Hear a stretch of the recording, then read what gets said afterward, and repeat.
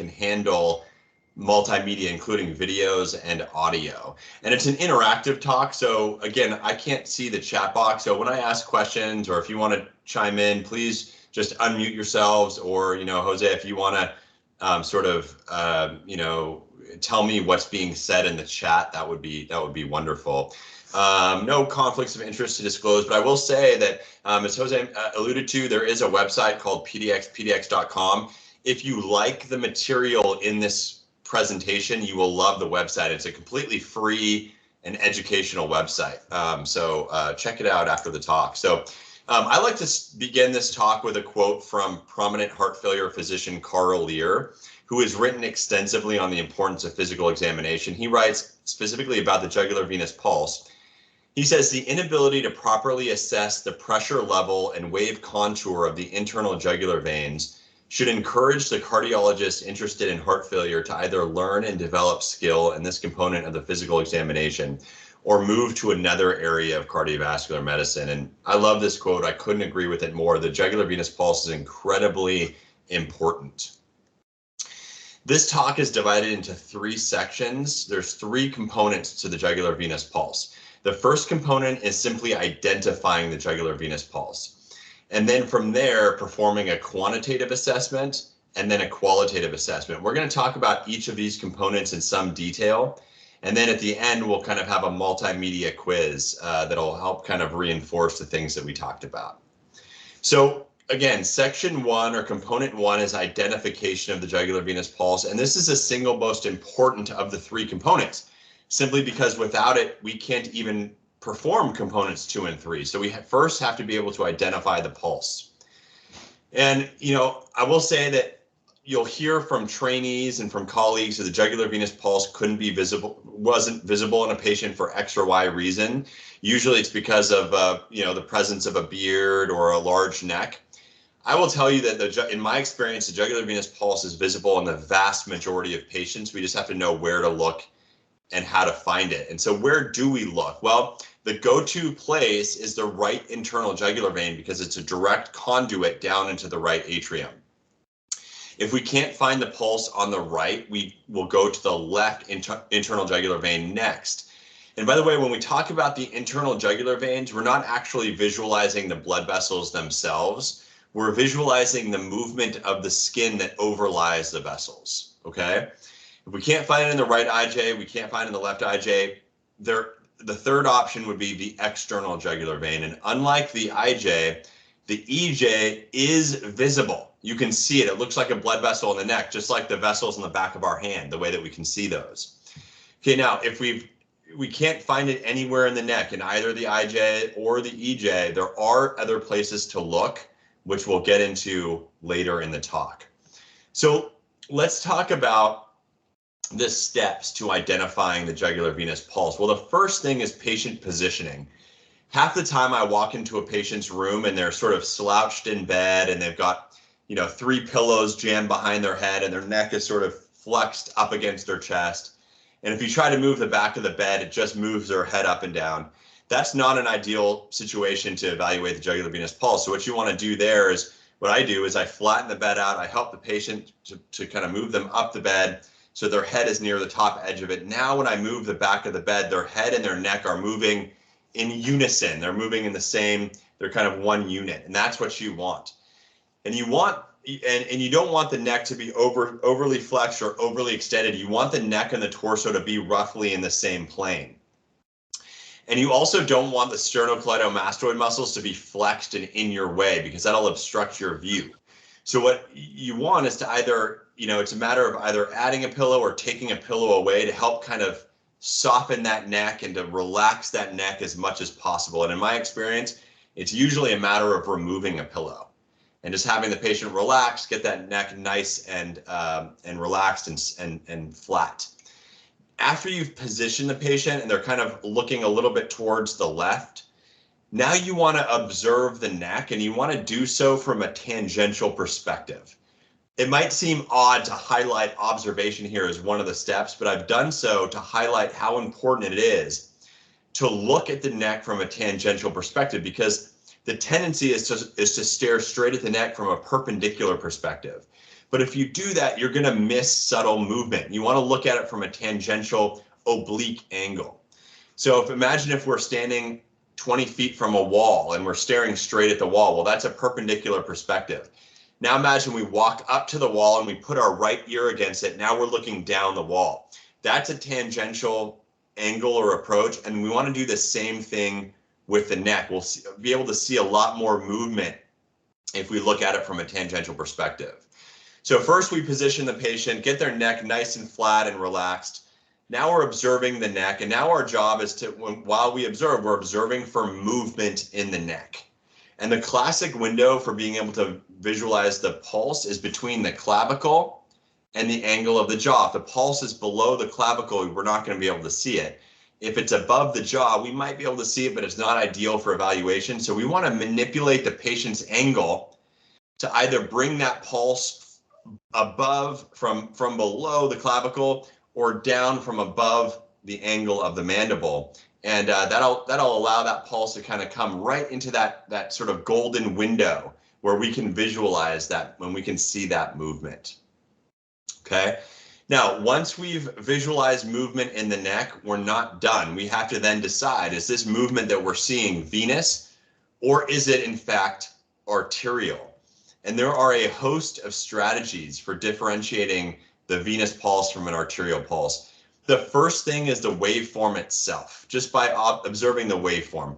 The arterial pulse has a single peak that's quick and sharp. The venous pulse has a double peak, double trough, and it's undulating, meaning it has a soft rise and fall, slow rise and slow fall. Again, the arterial pulse is quick and sharp. The venous pulse is undulating, and it has two peaks, two troughs. Now, the most striking feature of the arterial pulse is the outward movement. That's what will catch your eye when you're looking at an arterial pulse. You'll see a quick outward movement, and obviously what goes out must come back in, but it does so sort of gradually and subtly, and it's hardly noticeable. So it's a quick out and a subtle movement in, but what will catch your eye is that outward movement. The venous pulse, on the other hand, the exact opposite is true. It's actually the inward movements that are conspicuous, that are active. It's the X and Y troughs of the venous pulse that will catch your eye. The outward movements are very subtle and passive in contrast. And I've put an asterisk there because to me, this is the single best strategy for differentiating them. If I see movement and I see aggressive inward movement, I'm pretty much done. I know that's venous. The breadth of movement can also be helpful. The arterial pulse tends to take up a very small area of the neck. It's very pinpoint, whereas the venous pulse takes up more area in the neck. It involves a larger region of the neck. It's more diffuse, the venous pulse. The arterial pulse will not move based on the patient's position or angle, their respiratory cycle, or with abdominal pressure. The arterial pulse is totally unaffected by those things. And that's because it's just an anatomical thing. So the reason we see the radial pulse in the, where we do in the neck, the reason we see it and feel it where we do in the wrist is because that's where the blood vessel courses closest to the surface of the skin. That's anatomical. That is completely independent of the angle the patient's at, whether they're breathing in or breathing out, and whether you're pushing on the abdomen. So arterial pulse unaffected by those things. The venous pulse is affected by those things. So the angle we mentioned earlier, so as you change the angle, the venous pulse will rise or fall in the neck. So imagine my pulse is in the middle of my neck at 45 degrees. If you start to recline me back and lay me more flat, that pulse is going to move higher up anatomically in the neck. And as you move the patient up higher, the pulse will move down the neck. The arterial pulse doesn't change. The venous pulse is also affected by the respiratory cycle. So as we take a breath in, we decrease our intrathoracic pressure. That's gonna pull the column of blood towards the heart. It acts as a vacuum, pulls the column of blood towards the heart. That's gonna lower the jugular venous pulse. In some cases, the opposite happens, where breathing in causes the pulse to rise. That's called Kussmaul's sign. In either event, the venous pulse will vary according to the respiratory cycle. And then finally, with abdominal pressure, again, the arterial pulse doesn't change. The venous pulse will, because now we're pushing blood back towards the heart, and that blood is being pushed up into the vein, and so that vein will rise. The column of blood will rise up with abdominal pressure. And then lastly, the arterial pulse is typically palpable, and the venous pulse is almost always non-palpable with a few exceptions. So these are really good strategies for differentiating the venous and arterial pulses. And again, my favorite one is going to be whether there's inward movement that catches the eye. That's always going to be venous. So let's imagine that we're at this patient's bedside, and I hope that this video is projecting well for you all. You should be able to see a nice high resolution image of a patient's neck, and we'll go through the steps here. The patient's in position, you know, he's at 45 degrees. His neck and his torso are in the same plane, and we're viewing this neck from a tangential perspective. Now the next step is to look for movement, and I hope we can all appreciate that there is movement right in this top area of the neck, the top third of the neck right here. Can you all appreciate that? Yes, doctor. Good. So now the question becomes, is it venous or arterial? And the way I would describe this movement that we're seeing is I see a single outward peak that's quick and sharp, and it takes up a pretty small area of the neck. It's almost like you want to put your finger right there where you see that movement. And if you did, you would feel it. It's palpable. These are all the features of an arterial pulse, and this is in fact the carotid pulse. And if you follow the cursor along the tracing here, you can see it. Boom. Boom. It's just one single outward peak. Boom. Boom. Boom. Now it comes back, but it's very gradual and subtle. You don't really see much inward movement. It's that outward movement that catches your eye. Now compare and contrast the arterial pulse that we're seeing in this video with the movement that we're seeing in this video. So look at this. So number one, the movement is, there's two peaks, two troughs, and what catches my eye here is the inward movement. Down, down, down, down, or in. I don't really see it going out very strongly. It's pretty passive on the way out. It's that inward movement that's active. And look how diffuse it is.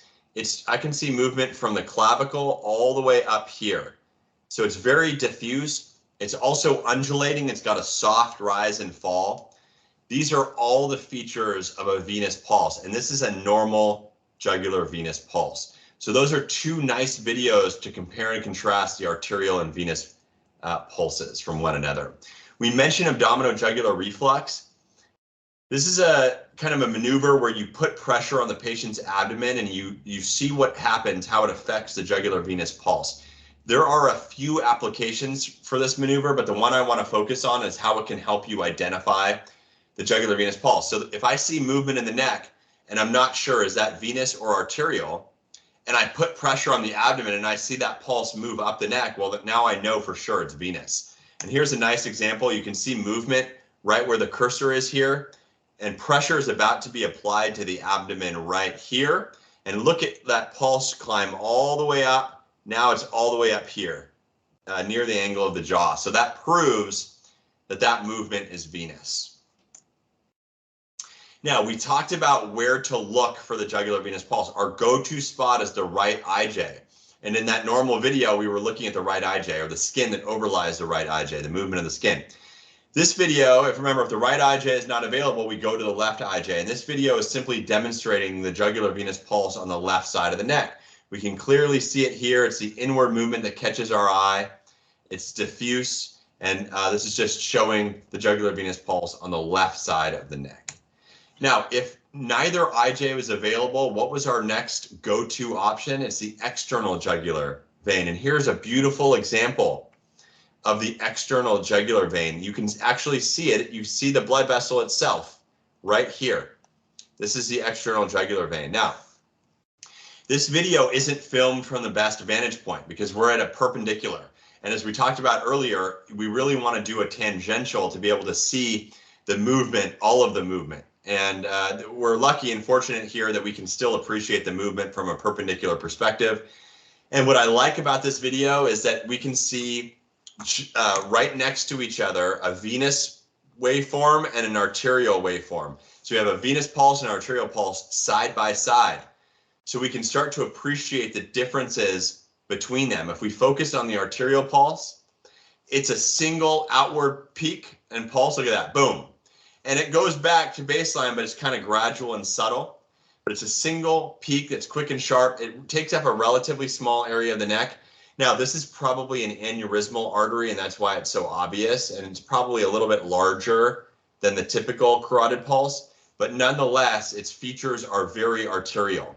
A single peak that's quick and sharp. The venous pulse next to it, look, first of all, look how diffuse it is. We see movement all along here.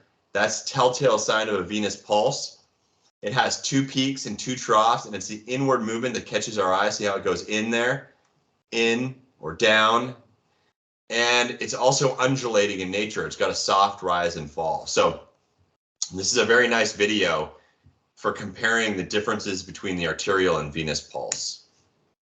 Now, we mentioned earlier in the talk, if you can't find the pulse in the neck, the IJ, you can't find it, the EJ, you can't find it, don't stop there. A lot of clinicians would stop there and say, well, I couldn't find the jugular venous pulse. It's not visible. Well, you're bound to get burned if you take that approach, because sometimes the pulse is so high that you won't see it in the neck in that window that we talked about, even with a patient in the upright position, because it's so high. So you also want to look in a couple different spots. And the first spot you want to look is the periauricular area. So I hope you can all appreciate this movement right here near the patient's ear. And you see that inward movement? That's classic venous, absolutely classic venous. And so you don't want to stop if you can't see it in the neck. You want to look a little bit higher. And if you can't find it in the periauricular area, look even higher. Here it is in the patient's temple area. Can you see this collapsing movement here? That inward movement, that's classic venous. If you don't see it in the periauricular area and you don't see it in the temple, look even higher. Here it is in the patient's forehead, okay? So in all 3 of these cases, the clinicians who evaluated these patients said that the jugular venous pulse could not be visualized. And that's because they failed to look high enough. So don't be that clinician. If you don't find it in the neck, look a little bit higher. The periauricular area, the temple, the forehead, those are all classic locations where it might show up. That concludes component number 1, which is identifying the jugular venous pulse. And we're now ready to move into the second component, quantitative assessment. And I'll pause there to see if there are any questions in the audience about the first component of the jugular venous pulse, identification. Any questions about that? No, doctor, everything is so clear. Okay, great. Great. And are the videos coming through okay? Yeah, everything's okay. Perfect. Okay, so now quantitative assessment. Now we're moving from the umbrella term jugular venous pulse to a more specific term, jugular venous pressure, or JVP. JVP stands for jugular venous pressure, and it's under the term jugular venous pulse. Jugular venous pressure, or JVP, now this is your quantitative assessment, and it's probably the component of the exam that we use most frequently. We use it on a day-to-day basis. And we should start by asking the question, what are we measuring? What are we quantifying here? We are measuring the pressure within the right atrium. And before we can talk about abnormal, we have to understand, well, what's normal right atrial pressure? Well, it depends on what units we're using. If we're measuring this with a right heart catheterization procedure, they often use millimeters of mercury, and less than 6 is normal. When we're measuring it on exam, we're measuring it in centimeters of water, and there's a conversion there. It's 1.36. So 6 millimeters of mercury multiplied by 1.36 is equal to about 8 centimeters of water. So normal right atrial pressure is up to 6 millimeters of mercury or up to 8 centimeters of water. Why do we care about right atrial pressure? Well, it tells us a lot of information about the patient. It's incredibly important diagnostically.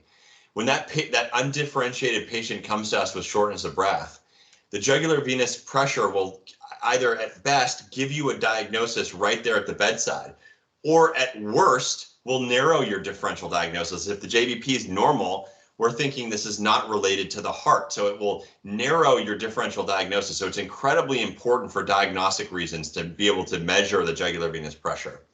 Secondly, beyond its diagnostic utility, we are often, even if we know the diagnosis is decompensated heart failure, we're still following the jugular venous pressure in the hospital when we're diuresing patients. We're giving them diuretic to help them pee out the fluid. So we're following their volume status to know when they're euvolemic. So it has tremendous diagnostic utility, and it helps us understand volume status in patients who are, decompensated with heart failure.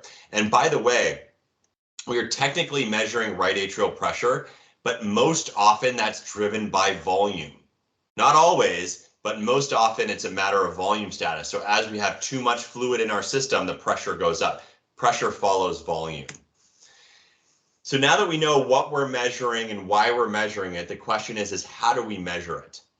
We want to measure the column of blood, the height of the column of blood above the right atrium. That's like a manometer, and tells us the pressure in centimeters of water of the right atrium. The problem is the right atrium sits in the middle of the chest and we can't see it. So we have to use landmarks to extrapolate to the center of the right atrium. If we know how high a landmark is above the right atrium, and we know how high that column, the column of the jugular venous pressure is above that landmark, well, it's simple math to then figure out to extrapolate to that right atrium. We just add those two numbers together. Now, the angle of Louis is your classic landmark, and that's where the manubrium and sternum meet, and it changes angle right here on the chest. Classically, that's said to be 5 centimeters above the right atrium, but they did a really nice study in 2002 where they used CT imaging and trigonometry to figure out how high that angle of Louis truly is above the middle of the right atrium in various positions. It turns out that 5 centimeters is correct, but only in the supine position. After up to about 20 degrees. Beyond that, beyond 30 degrees, it's more like 8 to 10 centimeters above the middle of the right atrium. Okay, so that's an important distinction. It's not 5 everywhere. It becomes 8 to 10 at 30 degrees and higher. And they also looked at the clavicles, and the clavicles are another classic landmark to use when the patient's in the upright position, only in the upright position. The clavicles there are 12 to 16 centimeters above the middle of the right atrium, okay? Now, textbooks love to use this sort of demonstration of how to measure the jugular venous pulse. Here they're saying, okay, let's say the height of the column, we're seeing the jugular venous pulse right here.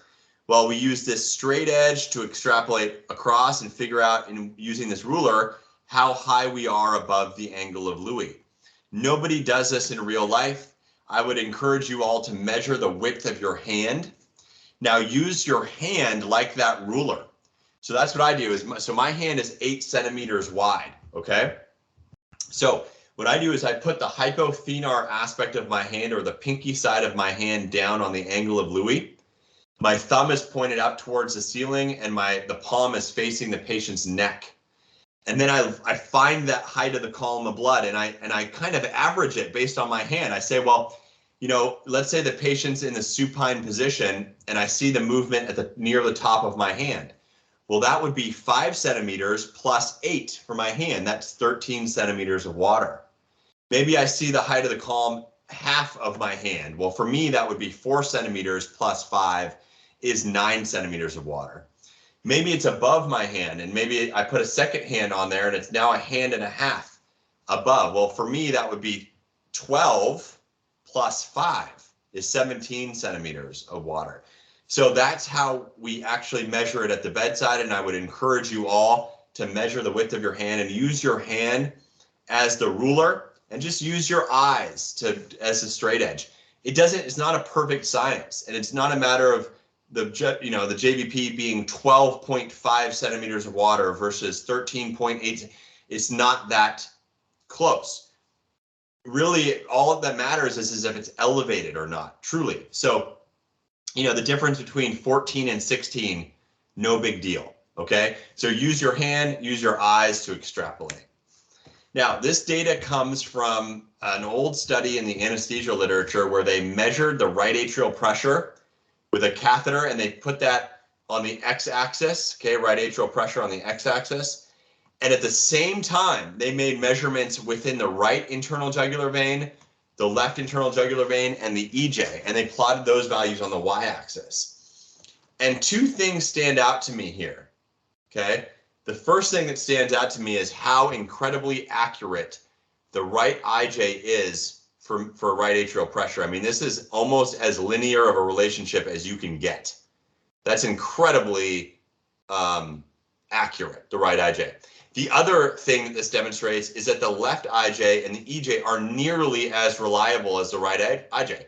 They're not quite as, you know, linear, but it's still really good. So you can use the left IJ and the EJ to make your measurement if you have to. So that's what this slide is all about, just to demonstrate that any one of these vessels are an accurate reflection of the jugular venous pressure.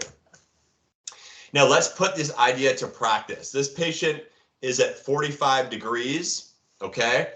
Now where do we see the top of the column? I can see movement all the way up to the angle of her jaw. You see that inward movement right here? You see that? I see movement all along here. This is definitely a venous pulse, and it's that inward movement that catches our eye. Now, we want to know what the right atrial pressure is. So let's assume that this is the top of the column. Now, in reality, I would actually sit this patient up a little bit higher and allow that column to drop a little bit into the neck. Okay, so then I was sure that I was seeing the top of it. Okay, because it could still be higher than this. We don't really know. But for the sake of this example, let's assume that it's right here, okay? Now, if we can figure out how high this column is above her angle of Louis, and we're going to estimate, remember the angle of Louis is 8 to 10 centimeters above the right atrium at 45 degrees. This is a slender woman, so we'll go with 8. So if we can figure out how high that column is above the angle of Louis, we simply add 8 to it, and that's the right atrial pressure. So I will tell you that this is 12 centimeters above the angle of Louis. So it's 12 plus 8 is 20 centimeters of water. And that's how we measure the jugular venous pulse at the bedside. Now, a couple of other things before we finish this section is that sometimes we'll see these divots in the forehead of a patient, and that's a clue that that person has had long-standing elevated central venous pressure. This is the same patient now in a more reclined position, and look at those vessels fill with blood. See that? So that's a clue that you're looking at somebody with elevated central venous pressure. Here's another example of that. These dilated vessels in the temple area of a patient. Look at that. And when he turned his head, you could see those vessels everywhere in his cranium. So that was an immediate clue that this patient has elevated central venous pressure. And in fact, I was actually working on the procedure service. I was asked to do a paracentesis on this patient. He was an oncology patient on the cancer service. And when I walked into the room, I saw this almost immediately, and I turned to the patient's wife. And by the way, here's the video associated with it. Look at these dilated vessels. Here's the EJ. It looks like a hose in the neck. You see that inward movement right there? That's the IJ. And on the left side, you can see the classic, look at the temple area right here. You see that inward movement right there? Look at that. So I turned to his wife and I said, you know, I couldn't help but notice these veins on your husband's forehead and head. Have you noticed these? And she said she had noticed them. And she was wondering what they were. And she asked a lot of the patient's doctors what these are. And she said that not only could they not provide an answer, they seemed dismissive of the question. They weren't even interested in her question. Well, we were interested, and you know, this patient ended up getting a right heart cath, and his central venous pressure was 32 millimeters of mercury, or 40 something centimeters of water. So he was walking around for some months with markedly elevated central venous pressure without a diagnosis. And you would think that the oncologists, the cancer doctors, would be interested in this, because this might have been heart failure from the chemotherapy that he was receiving, which in fact was the diagnosis. It could have been something like SVC syndrome or superior vena cava syndrome from a cancer. It could be something like cardiac tamponade from a malignant pericardial effusion. So it really is disheartening to see that we've moved away. Medicine has moved away from the fundamentals, and everybody knows how to order a cardiac MRI, but almost nobody knows how to read neck veins anymore. And this is pretty obvious. And this patient went without a diagnosis for months. And so I'd like to see a return to the fundamentals of medicine, the history and the physical exam. Now, if you can't find the jugular venous pulse in the neck or the periauricular area or the temple area, there is one last place to look, one final refuge, and that is the back of the patient's hand. It doesn't work with everybody, and you can even look at your own hands. They have to be at your side, below the level of your heart. And in some people, those veins will fill with blood. So this happens to be a patient who has visible blood vessels on the back of his hand, and we'll let this video restart here.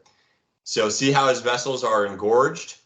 So what you want to do is you want to raise the hand above the level of the heart until those vessels collapse. So watch. So raising it. See, they're completely flat now. See how they flattened out? They're gone. So now we start to slowly lower the hand, and we find that moment where they begin to fill with blood again, which is starting to happen right here. You see that? Right there. Stop right there. And if we can figure out how high that is above, look what I do with my left hand. We could figure out how high that level is above the right atrium. And he's in the supine position, so we'd add 5 to it. We would know the right atrial pressure. So in this case, it was 20 centimeters above the angle of Louis that those vessels began to fill again. So 20 plus 5 is 25 centimeters of water. So it's a nice trick, or a neat way of trying to figure out the central venous pressure when you can't see it in the neck. That concludes the second component, or quantitative assessment. So we've done identification of the jugular venous pulse. Now we know how to quantify the jugular venous pulse. And now we're ready to move into the third component, which is qualitative assessment. Before we do so, I'll again pause here for questions. And I can't see the chat, so if you all are asking questions in the chat, somebody please, narrate what those questions are or comments are. Okay, good afternoon, Mr. Mansoor. I want to ask you, how does the use of diuretics influence the specificity of the jugular venous pulse? Yeah, great question. It doesn't. When that's in fact the exact patient that we're often measuring the jugular venous pulse on is somebody that we're actively using diuretics on. They might come in and their JVP is way up here. They're way volume overloaded. And as we start to diurese them, we watch that pulse move down the neck. And eventually they become euvolemic or have a normal right atrial pressure. So we're often using the jugular venous pulse in patients who are being diuresed. So it doesn't affect it. One thing I will say, though, is if we are using diuretics and we remove a lot of fluid during the day, let's say they urinate 5, 6, 7 liters of fluid, it can take a little bit of time for the extra volume in their body to equilibrate, to move from the third space, like the peripheral tissues, back into the vasculature. So if you remove a lot of fluid in one day, sometimes you can see the jugular venous pulse go down and you think that they're normal, but then over time, the fluid will start to move back into the blood vessels from their peripheral, from the skin and soft tissue. And then it starts to rise again. So we call that a rate of removal phenomenon, where if you remove a lot of fluid quickly, that will lower your JVP, but only for a short period of time before that fluid goes, moves from the soft tissues into the blood, and then it will fill back up again. So that's a great question, because you can be fooled if you remove a lot of fluid quickly into thinking that the jugular venous pressure is low and the patient is euvolemic when it's not quite. If you give them a couple hours later in the day, it might be back up again. So you have to be careful with that. But if you're diuresing them at a normal rate, it should, gradually move down, and it shouldn't affect your jugular venous pressure assessment. That's a good question. Any other questions? Dr. Mansoor, does the phase of heart failure influencing the assessment of JVP? I mean, if we got a patient with left ventricle heart failure with like dilated ventricle, it could be different in a patient with cardiomyopathy, like hypertrophic cardiomyopathy. The pressure generally there won't be much of a difference in terms of using the jugular venous pulse to know the pressure. That won't change. There are some. So okay, so you raise a point. So we tend to divide the heart between the right side of the heart and the left side of the heart. Now, truly, the jugular venous pressure is a measure of what's happening on the right side of the heart. The most common cause of right-sided heart failure is left-sided heart failure, because the pressure, moves through the circuit and the right heart starts to fail as well. So the jugular venous pressure is a good measurement in patients with left-sided heart failure as well, because oftentimes they have right-sided heart failure, okay? Now, there are other things that can give you elevated JVP other than heart failure, like renal kidney failure, or constrictive pericarditis, or cardiac tamponade, where you don't have left heart failure per se, or cardiomyopathy.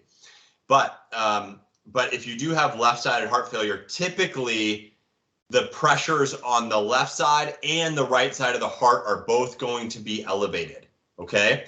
Now, you could have isolated right-sided heart failure. Let's say you had an RV infarction.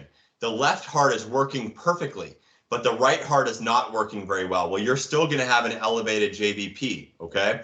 So the JVP will be elevated in patients with left heart failure that's caused right heart failure, and in patients with pure right heart failure. There is a small subset of patients with left heart failure where their pressures between the left side of the heart and the right side of the heart are discordant. They're not concordant. This happens in a small percentage of patients where they have elevated wedge pressure, or their left-sided pressures are elevated, but their right-sided pressures aren't. And, that's a tough patient to evaluate, because you look at their jugular venous pressure and it looks normal, but they're still having a lot of orthopnea and symptoms, and they can't walk because they're so short of breath. And you measure their wedge pressure, their left atrial pressure, and it's very, very high. That's a rare situation where the jugular venous pulse is not a good marker of what's happening in the heart. It's a very small percentage of patients, but it does happen. So that's a very good question. I hope that was the question that you were asking. Let me know if I didn't answer your question. Yes, doctor. And we've got another question. Sure. And does the use of ultrasound can be a perfect complement for the evaluation of the jugular venous pulse? The ultrasound is a tool in medicine, just like the stethoscope is a tool. I frankly have never used an ultrasound, on the neck. I use it when I'm doing procedures like paracentesis or thoracentesis. I really use the ultrasound a lot. But for physical exam, I found personally speaking, I find no utility in using the ultrasound. The eyes are all you need to visualize the jugular venous pulse. And I've personally never needed to use an ultrasound. Now, if you know how to use it and it can help you, by all means, use it. But I personally believe that it's unnecessary. And, I find that internists, internal medicine doctors and clinicians are excited. A lot of them are excited about using ultrasound, or otherwise known as POCUS. And I don't share in that excitement. Mostly because I'm an internal medicine. I'm a clinician. I'm not a radiologist. So I didn't go to. I don't want to be a radiologist reading ultrasounds and X-rays and films. That's just not where my interest is. And if my eyes and ears pick up something in the heart, for example, I hear a murmur that I think is aortic stenosis, or I think that, I'm pretty sure they're in heart failure because their jugular venous pressure is elevated. If I have a need to, then I'll get a formal echocardiogram that's read by the specialists, who read echocardiogram. So to me, I don't find much utility in me personally using an ultrasound and trying to read it. But I'm not against it in the sense that if it works for you, and it's just a tool like the stethoscope is. So if you can use that tool, by all means use it. But in my experience, it's never necessary to use an ultrasound. I can always read the neck veins with my eyes. Okay, Mr. Mansoor, thank you. Doctor, more of a technical question. Sure. How could we measure more accurately the pressure of the jugular venous pulse if we're facing an obese patient with a lot of adipose tissue in the region of the neck? Yeah, so I'm glad you asked that. So it's interesting because a lot of people will say that a large neck makes the jugular venous pulse difficult to see. I actually have the opposite opinion, and in my experience, the adipose tissue, it allows for more movement, because remember, we're visualizing the movement of the skin and soft tissue above the vessel. So if you have a lot of adipose tissue, it kind of jiggles, it moves more. So you can really see it pretty well. So in my experience, a large neck doesn't obscure the jugular venous pulse. It in fact sometimes enhances it.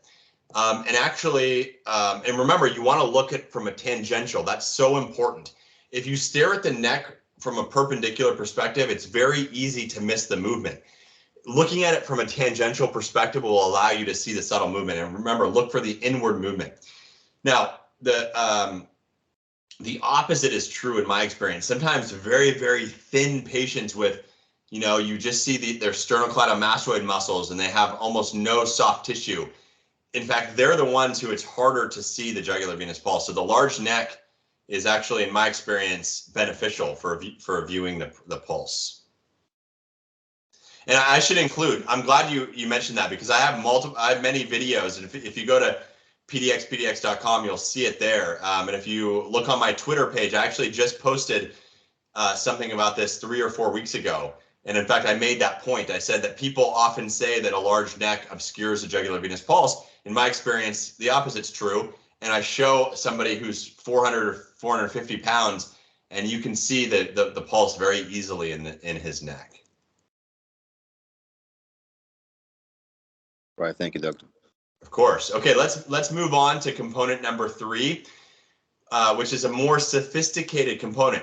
There is so much that we can learn about what's happening in the heart by evaluating the waveform itself. And this is, again, we're moving beyond the pressure now. We're looking at the waveform, and we're going to learn what's happening in the heart by looking at the waveform. Now, I'll illustrate this by asking a rhetorical question. What is Mobitz 1 heart block, otherwise known as Wenke block? What is Wenke block? Well, I think that we would all answer this question electrocardiographically. We would say that Wenke block describes a type of heart block where you get PR interval prolongation leading up to a dropped QRS complex. And we would not be wrong if we described it in that way. But what if I told you that Wenke block described this type of heart block several years before the EKG or electrocardiogram was available to him? Well, how in the world did he do that? Because we all use the EKG to even define this thing. Well, this is a talk on the jugular venous pulse, and if you're thinking, well, he must have used the neck veins to do it, you're absolutely right. The question is, how did he do it? And hopefully by the end of this component of the talk, we'll be able to comfortably answer that question. Before we move into abnormalities of the waveform, we have to be able to understand the normal waveform and each component of the waveform and what cardiac event causes each component of the waveform. So here's the normal waveform. There's an A wave, an X descent, interrupted by a little bit of a C wave in the middle of the X descent, then a V wave, and then a Y descent. Now, everything here is visible at the bedside except for the C wave. The C wave is not visible with the naked eye at the bedside. So what we see is the A, X, V, Y, okay? Now, what causes each component of this waveform? Well, I like to start with the A wave, and that stands for, or you can think of it as atrial contraction, okay? And that happens at the very end of diastole when the atrium's trying to squeeze the last bit of blood into the ventricle. It squeezes, and when it squeezes and contracts, obviously the pressure within it's going to go up, and that causes an increase in pressure known as the A wave. And again, this happens at the very end of diastole. And it's important to orient yourself, or at least I like to orient myself to the cardiac cycle, because then I can predict. Instead of memorizing, I can sort of think about what causes, what happens next in the heart leading to the next wave. So A wave is atrial contraction at the end of diastole. Well, what happens at the very end of diastole? Now we're in early systole. And what happens in early systole? Well, we have isovolumetric contraction. So the pressure starts to build up in the ventricle, and that's going to exceed the pressure in the atrium. And that's going to slam the tricuspid valve closed. And when the tricuspid valve closes, that valve kind of blips a little bit into the right atrium, and that causes a little bit of increased pressure. And that's the C wave. Again, it's not visible at the bedside. And then after that, so after isovolumetric contraction, now we have actual mechanical contraction in the middle of systole. And when the ventricle contracts, it twists and contorts down towards the apex. And when it does that, it moves the floor of the right atrium down toward the apex of the heart. And that's going to move that column of blood down. At the same time, the right atrium, remember, it had just contracted to squeeze out the blood. What's it going to do after it contracts? Well, now it's going to relax because it needs to accept blood to have this whole thing start back over again. So as it's relaxing, the pressure goes down within the right atrium. So the combination of mechanical ventricular contraction, which pulls the floor of the right atrium down, and right atrial relaxation, the combination of those two things causes the X descent. And now we're in late systole, and the atrium just relaxed. Why did it relax? It relaxed so it could fill with blood again. And that's what happens at the end of systole, is that the right atrium starts to fill with venous blood. And as the volume goes up, remember, volume implies pressure. So as volume goes up, so too does the pressure in the right atrium. So you have the V wave. And now we're done with systole, we're back into diastole. Now it's early diastole. So what happens in the very beginning of diastole? The tricuspid valve opens up, and now you have passive filling from the right atrium into the right ventricle. And when that volume of blood goes from the right atrium to the right ventricle, obviously as the right atrium loses volume, the pressure goes down, and that's the Y descent. It's incredibly important to have a good understanding of each component of the waveform and what causes each component of the waveform, okay? Now, let's revisit this video from earlier in the talk where we have a normal jugular venous pulse. A lot of people will say that you can't see each component of the waveform at the bedside, and that's just a whiteboard. That's just something that we draw on paper, and you can't see it. Well, that's just not true. You can see each component of the waveform. At the very least, we can see the X and Y troughs here. So X and Y, X and Y. So A, X, V, Y, A, X, V, Y, A, X, V, Y. So you can absolutely see each component of the waveform at the bedside. And the X descent is typically a little bit more dominant than the Y. That's normal. So you can see the first trough here. That one is a little bit bigger than the second one. So big X, the Y. See that? Here's another video demonstrating normal using a Q-tip to exaggerate the waves. So A, X, V, Y, A, X, V, Y. Okay, now, one thing about the cardiac exam that I can't overemphasize is how important it is to know where you are in the cardiac cycle. Okay? Anytime I'm listening to a patient's heart, I'm hearing a murmur, I want to know, is that systole or diastole? So, and the same is true of the neck veins. When you're looking at the waveform, we have to know, is that peak that I'm seeing the A or the V? Is the trough that I'm seeing the X or the Y? So we have to orient ourselves to the cardiac cycle. So anytime I'm looking at the waveform, I'm also feeling the peripheral pulse. I'm listening to the heart to try to time it with events in the heart. And there's one cardiac event in particular that's really helpful, and that is the S1, which corresponds to closure of the tricuspid and mitral valves. And what part of the waveform is caused by closure of the tricuspid valve? We just went over this. This is the C wave. which again, you can't see at the bedside, but it occurs right in the middle of the X descent. So the X descent should occur right along with the peripheral pulse and with S1 in the heart, okay? So that can really help orient you. So if I see a trough and I'm wondering, is that the X or the Y, and it's occurring right along with the pulse, I know that's the X descent. If it's discordant with the pulse or S1, I know that's the Y descent. So let's revisit this video from earlier in the talk where we had the benefit of seeing a venous pulse and an arterial pulse side by side. And I think we can all appreciate that there's two troughs here, but one of them is dominant. That one right there. Down, that one. Down. That trough is dominant. Is that the X or the Y, and how could you tell? Well, if we were at the bedside, we could feel the pulse or listen to the heart and time it that way. We don't have the benefit of being at the bedside, but we can see an arterial pulse right next to it. And if we time it, we can see that that arterial pulse is occurring at the exact same time as that larger trough. See that? So we know that that's the X descent, which is not surprising. Again, the X descent is normally a little bit more dominant than the Y.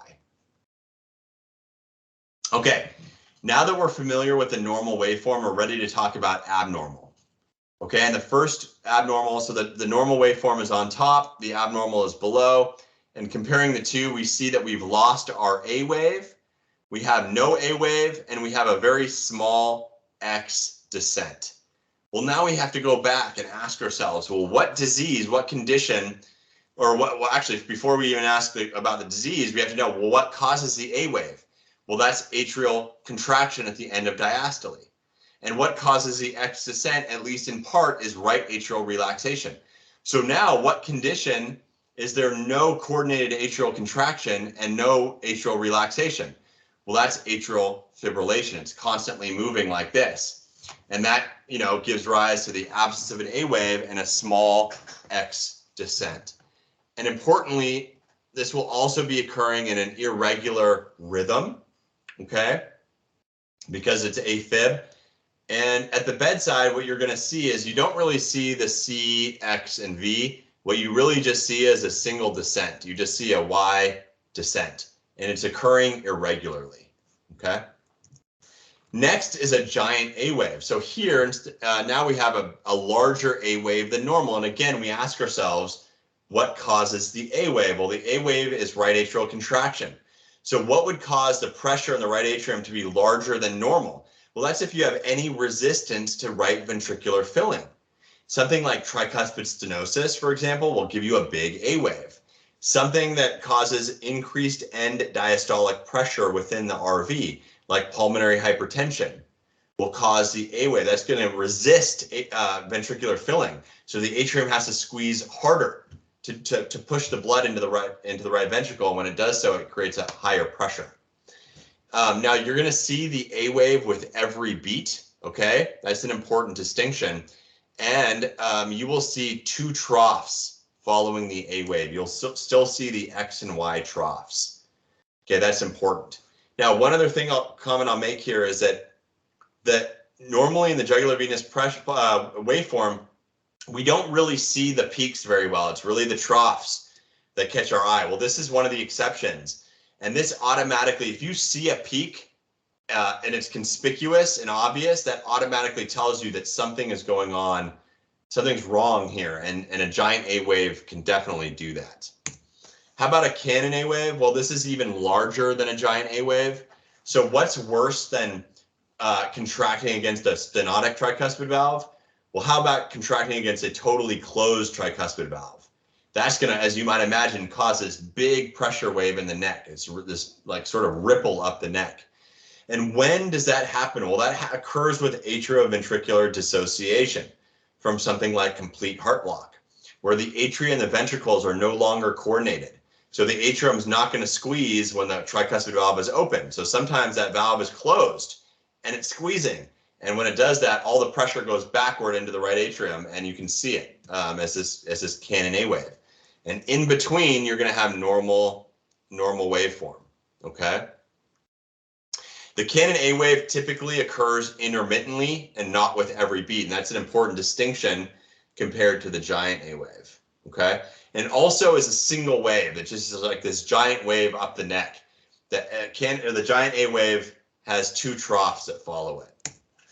CV fusion is next. This is known as Lancisi sign. So here we've replaced our X descent. We've lost our X descent and we've replaced it with a CV fusion wave. Well, what would do that? What's happening in the X descent? The X descent is when the atrium is trying to relax and when the ventricle is contracting and pulling the floor of the right atrium down. Well, if you have tricuspid regurgitation, when the ventricle squeezes, you're going to have all of this blood going backwards into the right atrium just at the time that it's trying to relax. And you get this big pressure wave. And in fact, it goes into the internal jugular vein, and you get this big wave up the neck with each beat. That's known as Lancisi sign or CV fusion. And that tells you that this patient has tricuspid regurgitation. Okay. Now, to distinguish this from a giant A wave, it's only followed by one trough, the Y descent. Remember, the giant A wave has the X and the Y that follows it. Next up is what's known as Friedrich sign. So here we have a Y descent that's sharp and deep. And this is associated with constrictive pericarditis and restrictive cardiomyopathy. And the way I kind of think of this is, at least in constrictive pericarditis, is you have this fibrous pericardium surrounding the heart. So when the ventricle is filling with blood, it runs into this pericardium and it can't fill anymore.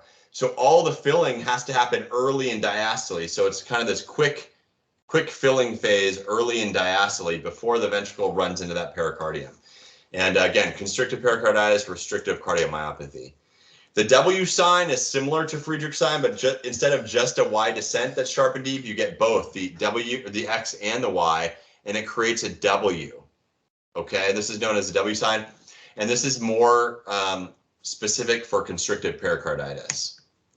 The last sort of abnormality to look at is Kussmaul sign, which we mentioned earlier. This is where the jugular venous pressure will rise with inspiration, and it tells you that there's some issue with RV compliance.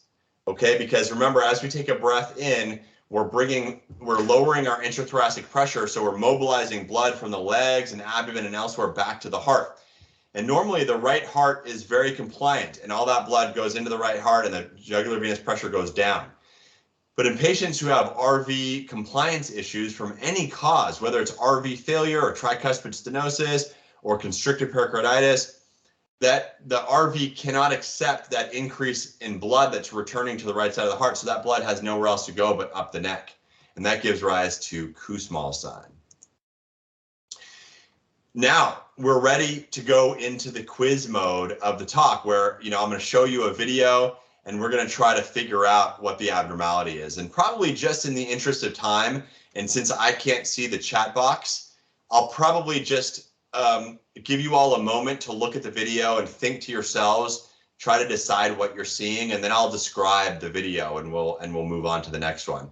But a couple of things. Number one, these are all venous waveforms, okay? So I'm not trying to fool you with an arterial pulse. It's all JVPs. We will see some repeats. So just because we see something once doesn't mean we won't see it again. And just as a strategy, I'll tell you that if you see a peak, I like to focus on what catches my eye about the waveform. If it's a peak, that automatically tells me something's wrong. And the differential there is a giant A wave, CV fusion, or canon A wave. And if it's occurring so if I see a peak that catches my eye, the next question I want to ask myself is it occurring with every beat or is it intermittent? If it's occurring with every beat, that argues against a canon A wave, and that makes it more likely to be a giant A wave or CV fusion. And then I look to see, well, how many troughs follow that peak? If it's 2, then that's a giant A wave. If it's 1, that's a CV fusion wave. And at the bedside, you'd also be able to tell by timing it with the cardiac cycle. The giant A wave occurs at the end of diastole, whereas CV fusion occurs right in the middle of systole, okay? So with that in mind, let's move into the first video. So why don't you all take a look at this video and try to decide what you're seeing, what's wrong with the waveform here.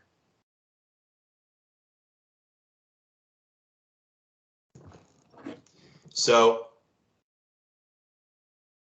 what I see, first of all, it's monophasic. I see one peak, one trough, which that again, you know, can look arterial, but this is definitely not arterial. Look how diffuse it is. Look how much of the neck is taken up by this movement. It's undulating. It's got a soft rise and fall. Yes, I see a peak, but I also see that aggressive inward movement. This is definitely a venous pulse. And again, it's monophasic and a peak catches my eye. So now I want to know, is it a giant A wave? Is it CV fusion or is it cannon A wave? Well, it doesn't really have the look of a cannon A wave. It's occurring with every beat and it's monophasic. It's one peak, one trough. So this is very consistent with CV fusion. Okay, this person has severe tricuspid regurgitation from dilated cardiomyopathy. So you see you see a big CV fusion wave and then a Y descent. Okay, so this is severe TR. Okay, what's happening in this video?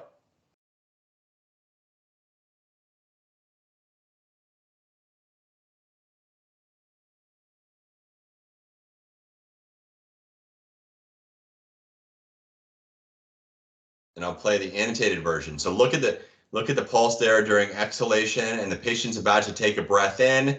Look, she starts to breathe in here, and look what happens to that JVP. Look at the EJ fill all the way up. That pulse moves all the way up the neck. So what's that called? Kussmaul sign. Yeah, exactly. That's Kussmaul sign.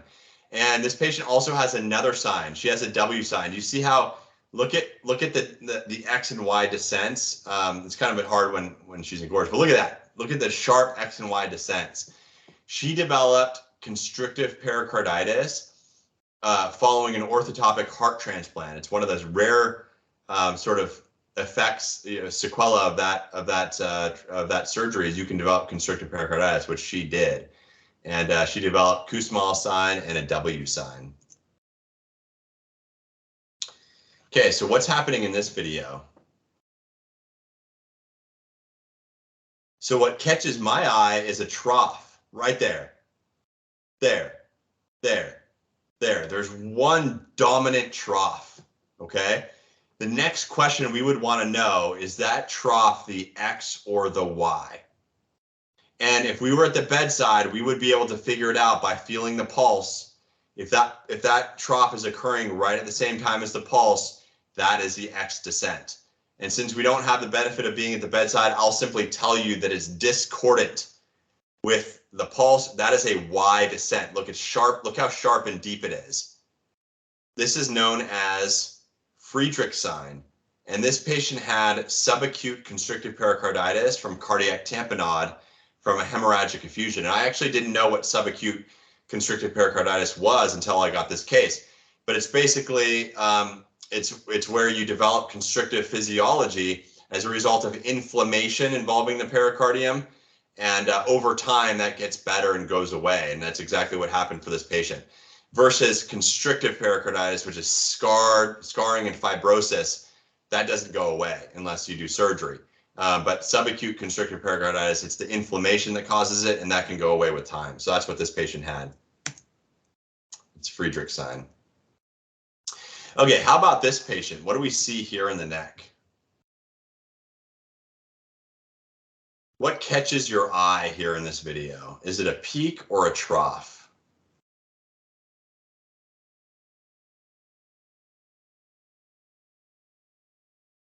To me, my eyes are drawn. I see a peak pretty clearly, right there. There's this big peak. That's not normal. That tells us right away something is wrong with this waveform. And again, our differential when we see a big peak is a giant A wave, CV fusion, or a cannon A wave. Well, it's happening with every beat, so it's probably more like a giant A wave or CV fusion. The next question you want to ask is how many troughs follow that big wave? What do you all think? Do you see one trough or two troughs?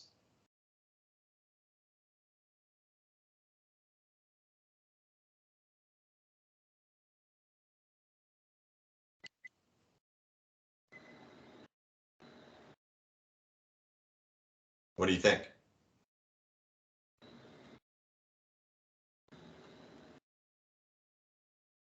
I think someone's trying to say something, but I can't hear.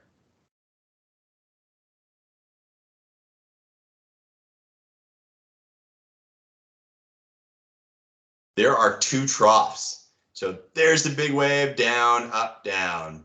Big wave, down, up, down.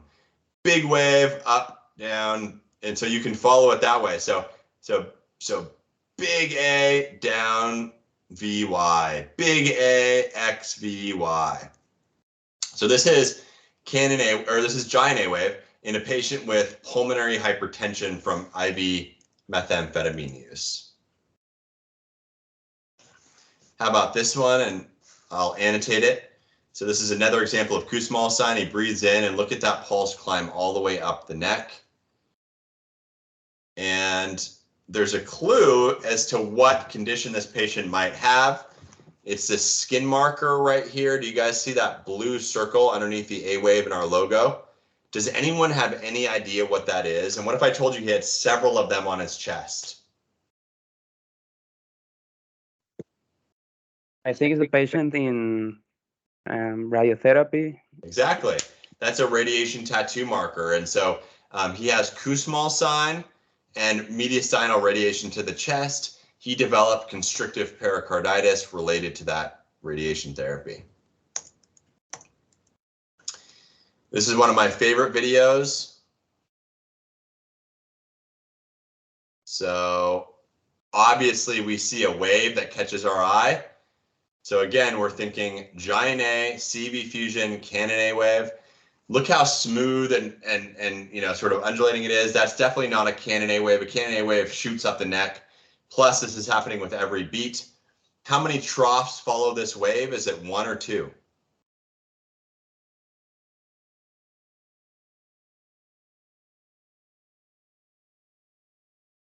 This is another example of CV fusion or Lancisi sign in somebody with severe tricuspid regurgitation.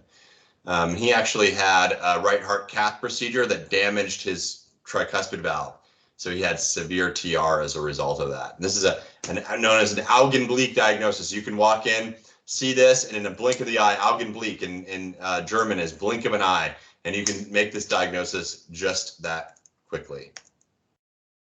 I'm going to skip this one for the interest of out of the interest of time.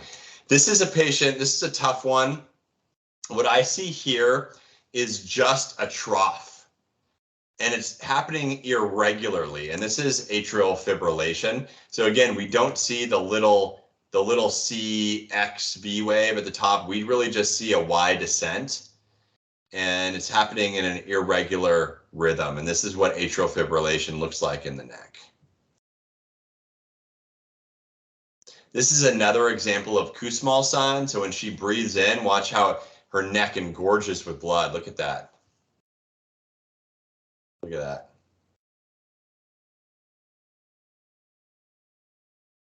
She had constricted pericarditis also from mediastinal radiation when she was a teenager for Hodgkin's lymphoma. This is another example of Lancisi sign or CV fusion. Again, a single peak, single trough.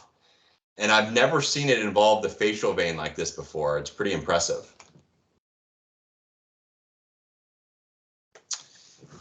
This is a tough one. When I look at this, what catches my eye here is a peak. And I know, okay, it's abnormal. Giant A wave, Canon A, or CV fusion. It's happening with every beat. And there are two troughs that follow that wave. This is a giant A wave, and this is a patient who had tricuspid valve stenosis leading to giant A wave. So boom, down, down, boom, down, down, boom, down, down, boom, down, down. That's a very big A wave.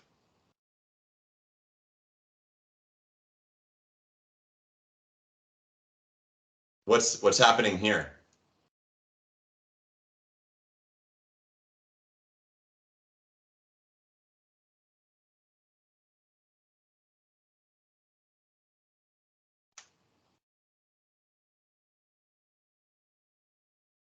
Just with tidal breathing. you can see the JVP up here when he breathes in, and it moves down here when he breathes out. So look, so it's down here. Now he breathes in, and look, it climbs up here. He breathes out, it goes down here. He breathes in, it goes up here. So this is another example of Kussmaul's sign. And this is the last video. So what do we notice here? Every once in a while, we see this ripple up the neck right there. Boom, you see that? And then there's a couple normal beats in between, and then boom, boom. So what's happening here? So it's a peak that's conspicuous. It's irregular. It's this ripple up the neck.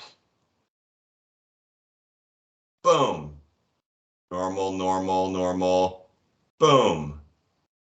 Boom. Anybody know what this is?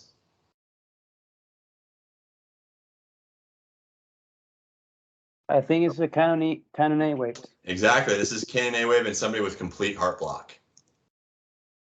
And this is the final video. So this is from the movie Gladiator with Russell Crowe here, who's supposed to be deceased at the time of this shot, but we know that he's still alive because we can see a pulse in his neck. The question is that venous or arterial, and how can you tell? Well, this is definitely, look how diffuse it is. It takes up, we can see movement all along his neck. It's the inward movement that catches our eye. This is a venous pulse. Now, back to Wenckebach, how did he discover his heart block? Well, what is the equivalent of, what is the P wave? What generates a P wave on an EKG? Well, that's atrial depolarization / contraction. And what is the QRS complex on an EKG? Well, that's ventricular depolarization / contraction. Well, what's the equivalent of those things in the neck? When the atrium contracts, we see that as the A wave in the neck. And as the ventricle contracts, we see that as the X descent in the neck. So he described AX prolongation leading up to dropped arterial pulses, and that's how he figured it out without an EKG. Thank you so much for being a great audience for the talk. I'd like to acknowledge these individuals. Here are the references for the talk, and here's more resources for this stuff.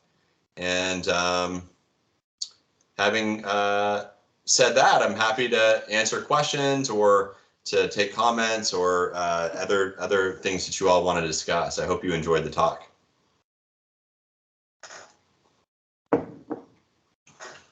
Dr. Mansoor, does JVP waves could be affected by aortic regurgitation? Aortic regurgitation? It should not. It should not be affected because remember, this is all events happening on the right side of the heart. It tells us about the right atrium and the right side of the heart. Now, you can get something called Corrigan's pulse from aortic regurgitation, and that's a bounding arterial pulse. And sometimes it can be so strong that it kind of obscures your evaluation of the jugular venous pulse. But if you go to our website, you'll see, you go find patients with aortic regurgitation, you'll see Corrigan's pulse. And in some of them, you're going to see the arterial pulse and the venous pulse. Next, you can see it in the same neck. So it really, aortic insufficiency should not affect your evaluation of the jugular venous pulse.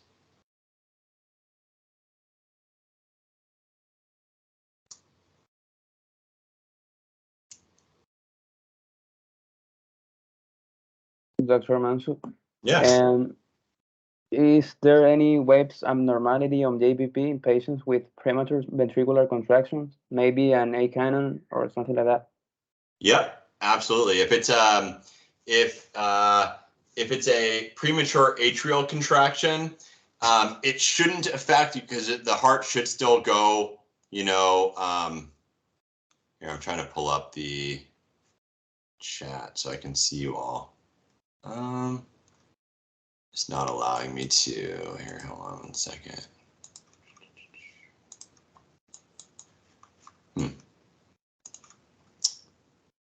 Well, I don't want to exit out. How can I stop sharing? Am I still sharing my screen?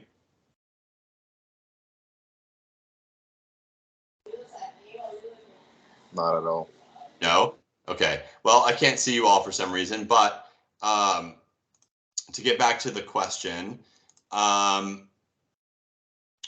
if I click out of this, if it would. Well, to get back to the question, yeah, so a premature atrial contraction, you would just see the same waveform in the neck. It might not be as pronounced though, because the blood hasn't filled, the heart hasn't been filled with blood fully yet. So you might see a small A wave, you know, a small descent, but you should still see it.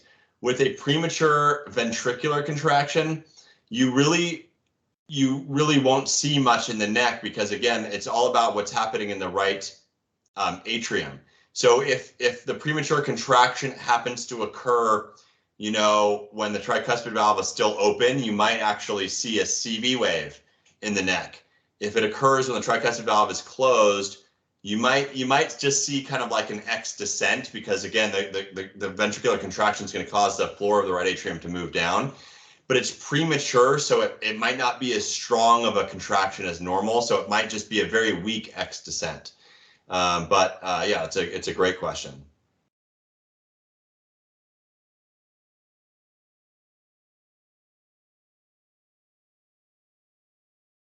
Doctor, I have a question. Sure. Can these pulses predict how the person will evolve once the treatment is established? Can the pulse do what? I'm sorry, I couldn't hear you. Can these pulses predict how the person will evolve once the treatment is established? Okay, so it depends on the condition. But, you know, if we're just looking at decompensated heart failure and you have somebody with elevated jugular venous pressure, again, we're going to follow that as we, you know, use a diuretic to remove fluid from them. We're going to follow it as it comes down. And that's how we know when they're ready, when their treatment is, first of all, if their treatment's effective, and when they're ready to kind of, you know, sort of stop aggressive diuretic. Now, if you're asking about the waveform and whether that affects treatment, you know, I would say that it's mostly about diagnosis. So if you see CV fusion, you're going to be able to diagnose tricuspid regurgitation. If you see the W sign or Friedrich sign, you're going to be able to, that's going to help you in your diagnosis of constrictive pericarditis. And it's all about diagnosis in medicine. You can't treat anything in medicine unless you have a diagnosis. So most of the waveform information is going to tell you about diagnosis, which will indirectly influence your treatment and allow you to treat the patient.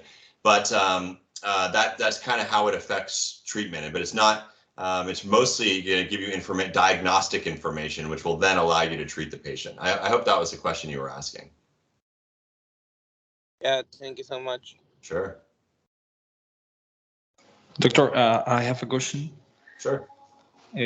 Situation like Wolff Parkinson White can affect the waves or another modification in the conduction system. Wolff Parkinson White can affect the conduction system. Yeah. Well, I didn't quite hear your question. The can affect the waves. Oh, can it affect the jugular venous pulse? That's a good question. I haven't thought about that, but I don't think so.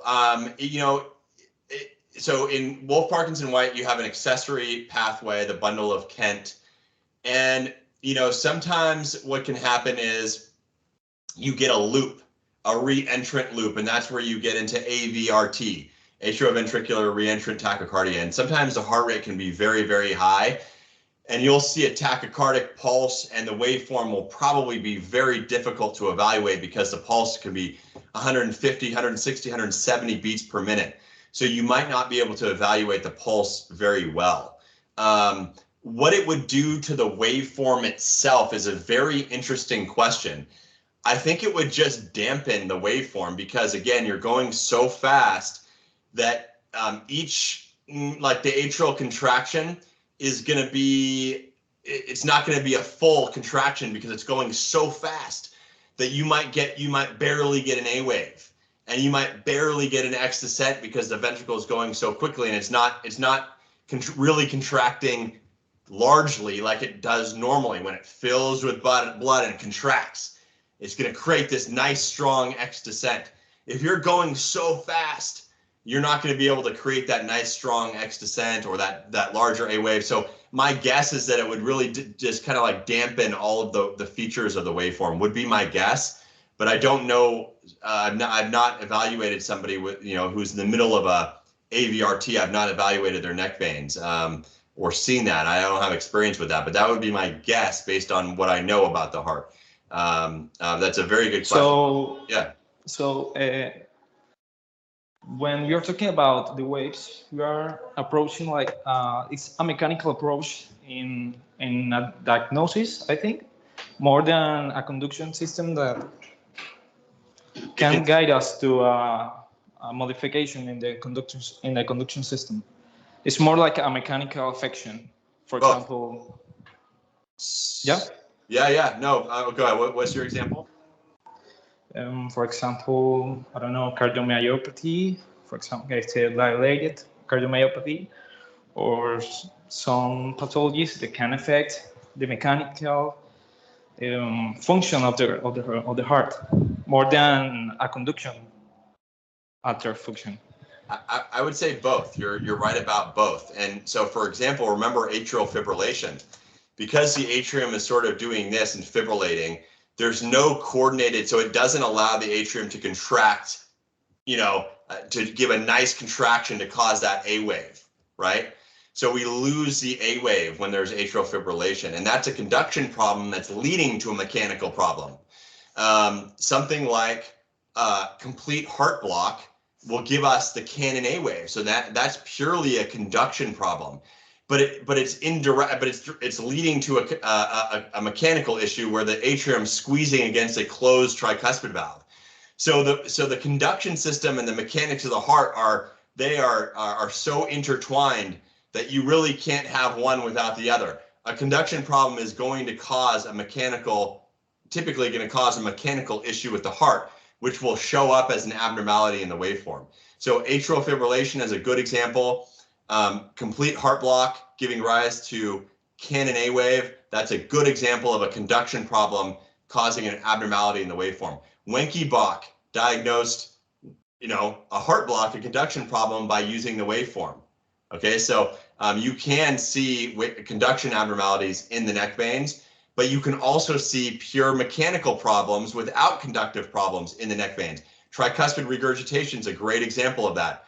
You might have totally normal conduction system, but we see these big CV waves in the neck because when the right ventricle contracts, all of that blood is going backwards into the right atrium and the right internal jugular vein.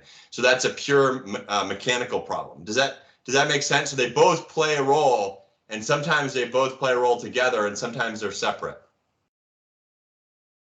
Okay, doctor, understood.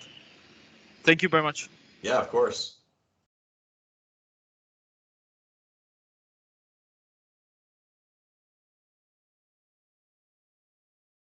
Okay, Dr. Mansoor, we have the last question, and wait a minute. Sure.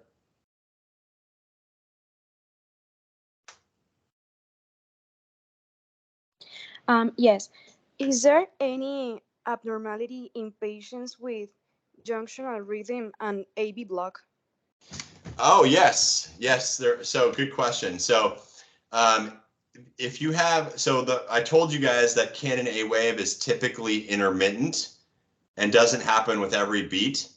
And that's because, again, the atrium's going at its own rhythm, the ventricle's going at its own rhythm, and every once in a while, the atrium is going to contract when the tricuspid valve is totally closed. Normally, they're coordinated, so the atrium contracts when the tricuspid valve is open. But in that case of complete heart block, every once in a while, they're not coordinated properly. Now, if you have something like a junctional rhythm with complete heart block, but you have retrograde conduction of that junctional rhythm.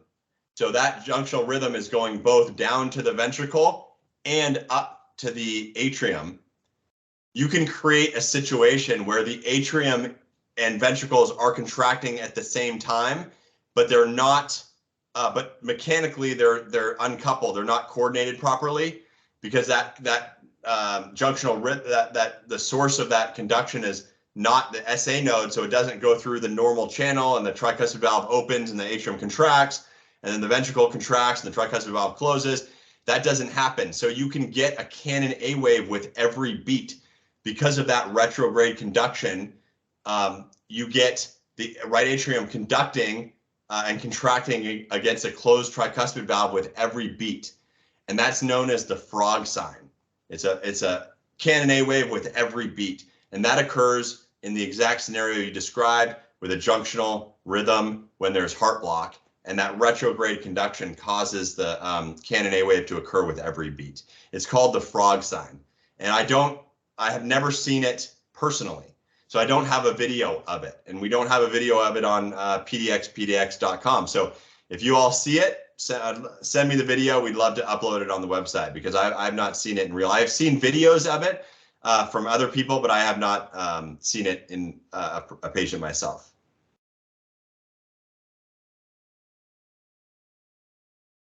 Okay, thank you, Mr. Mansoor. It was such an honor to have you here. We're so thankful. My pleasure. Thank you all for being here. Thank you for having me. I really appreciate it. Jose, thank you again for the invitation, and I hope you all have a wonderful weekend. And you know, keep having a strong interest in physical examination. Let the other people, you know, deal with ultrasound and MRI and all that stuff. You'll be a better clinician at the bedside using your eyes, ears, hands, and you'll be able to make diagnoses quickly in patients that they can't make. So I'm glad you're interested in this stuff, and keep it up. Thank you again for having me.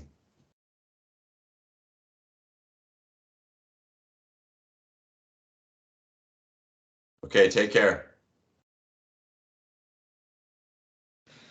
Take care, doctor. Thank you very much for all. Bye-bye. Sure. Thanks for the advice.